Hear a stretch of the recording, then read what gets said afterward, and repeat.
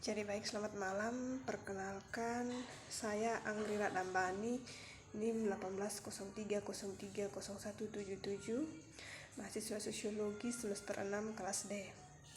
Pada video kali ini saya akan mempresentasikan hasil kerja saya, yaitu mereview buku panduan terapan untuk desain penelitian oleh Edmond Alex. Tugas ini yaitu tugas metode penelitian kualitatif yang ketiga. Nah, saudara-saudara, di sini saya berikan yang tugas keempat. Yang pertama itu bab 1, primer dari metode ilmiah dan komponen yang relevan. Tujuan utama buku ini adalah membantu para peneliti memahami dan memilih desain yang sesuai untuk penyelidikan mereka dalam lapangan, lab, atau virtual.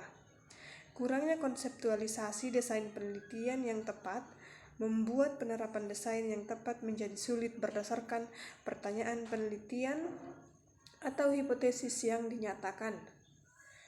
Menerapkan desain yang cacat atau tidak tepat pasti akan menyebabkan hasil yang palsu, tidak berarti, atau tidak valid. Sekali lagi, konsep validitas tidak bisa cukup ditekankan saat melakukan penelitian. Validitas mempertahankan banyak aspek, misalnya validitas atau validitas statistik yang berkaitan dengan sikap psikometri, instrumentasi, beroperasi pada kontinum, dan layak mendapat perhatian yang sama di setiap tingkat penelitian. Tujuan dari desain penelitian adalah untuk memberikan kerangka konseptual yang akan memungkinkan peneliti untuk menjawab pertanyaan penelitian tertentu menggunakan prinsip-prinsip yang masuk akal dari penyelidikan ilmiah. Lebih khusus lagi, para peneliti menghadapi tantangan dari yang pertama itu memanipulasi atau mengeksplorasi sistem sosial yang diminati. Yang kedua, menggunakan alat ukur atau teknik pengumpulan data yang memelihara memadai tingkat validitas dan reliabilitas. Dan yang ketiga, mengendalikan keterkaitan antara beberapa variabel atau menunjukkan tema yang muncul yang mengarah ke kesalahan dalam bentuk efek perancau dan dalam hasil. Oleh karena itu, memanfaatkan dan mengikuti prinsip desain penelitian yang baik adalah salah satu yang paling banyak aspek fundamental dari metode ilmiah. Sederhananya, penelitian desain adalah struktur investigasi yang disusun untuk memperoleh jawaban untuk pertanyaan penelitian atau hipotesis. Validitas adalah konstruksi kompleks dan mengambil berbagai bentuk, beroperasi pada kontinum, dan cara teoritis dapat dianggap multidimensi. Validitas juga memiliki tempat dalam psikometri, yaitu teori dan teknik yang terkait dengan pengukuran pendidikan dan psikologis, dan umumnya dikenal sebagai validitas teks. Validitas alat ukur berarti mengukur apa itu dikembangkan untuk mengukur. Dalam penelitian itu merupakan kontrol berupa prosedur statistik terhadap variabel yang tidak bisa dimanipulasi. Infus kadang-kadang disebut sebagai semu atau alternatif variabel independen. Kita lanjut bab yang kedua. Bab yang kedua membahas tentang pendekatan antar subjek. Pendekatan antar subjek juga dikenal sebagai pendekatan kelompok. Bab yang kedua itu tentang pendekatan antar subjek. Pendekatan antar subjek juga dikenal sebagai pendekatan antar kelompok ganda. Itu memungkinkan seseorang peneliti untuk membandingkan efek dua atau lebih kelompok pada satu atau lebih kelompok pada satu atau beberapa variabel dependen, atau yang disebut dengan variabel hasil, dengan minimal 2 kelompok.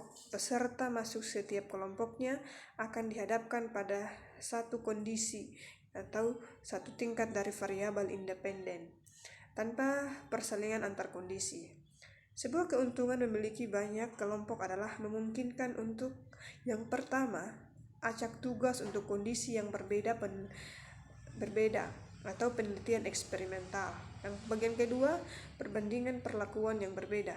Jika desainnya mencakup dua atau lebih variabel dependen, dapat disebut sebagai pendekatan multivariat, dan ketika desain mencakup satu variabel dependen, itu diklasifikasikan sebagai aplikasi umum untuk penelitian eksperimental, dan kuasi eksperimental adalah pendekatan preset dan post-test antar subjek. Juga dirujuk sebagai analisis desain konvarian, yaitu ukuran pretest digunakan sebagai kovariat dalam analisis karena pretest harus sangat berkolerasi dengan post-test. Desain multikelompok dapat mencakup kelompok kontrol dan dirancang untuk memiliki berbagai ukuran antara dan dalam kelompok. Meskipun ada komponen dalam subjek, penekanannya adalah pada varians atau subjek. Misalnya pada pretest dasar dan post-test control group design, observasi dilakukan 1 kali sebelum perawatan dan 1 kali setelah perawatan. Namun berdasarkan teori pertimbangannya, peneliti dapat mengambil beberapa tindakan perawatan post-test dengan memasukkan komponen rangkaian waktu. Tergantung penelitiannya logistik, kelompok dapat ditetapkan secara acak atau dicocokkan, lalu secara acak ditugaskan untuk memenuhi kriteria penelitian eksperimental, atau kelompok dapat secara non-randomly ditetapkan kondisi. Penelitian kuasi eksperimental. Pendekatan antar subjek dapat mencakup lebih dari satu perlakuan atau faktor atau intervensi, yaitu variabel independen, dan tidak selalu menyertakan kelompok kontrol. Bagian yang ketiga atau bab 3 tentang pendekatan regresi discontinuity. Pendekatan regresi discontinuity sering disebut sebagai desain RD. Pendekatan RD mempertahankan struktur desain yang sama sebagai dasar desain pretest dan post-test secara subjek. Itu perbedaan utama untuk pendekatan RD adalah metode yang digunakan partisipan penelitian ditugaskan untuk kondisi dan analisis statistik yang digunakan untuk menguji efek.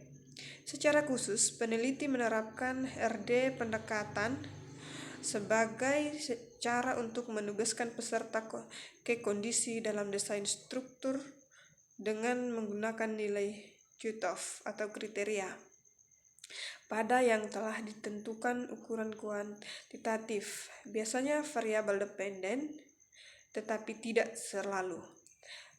Pertimbangan teoritis dan logistik digunakan untuk menentukan batas akhir kriteria.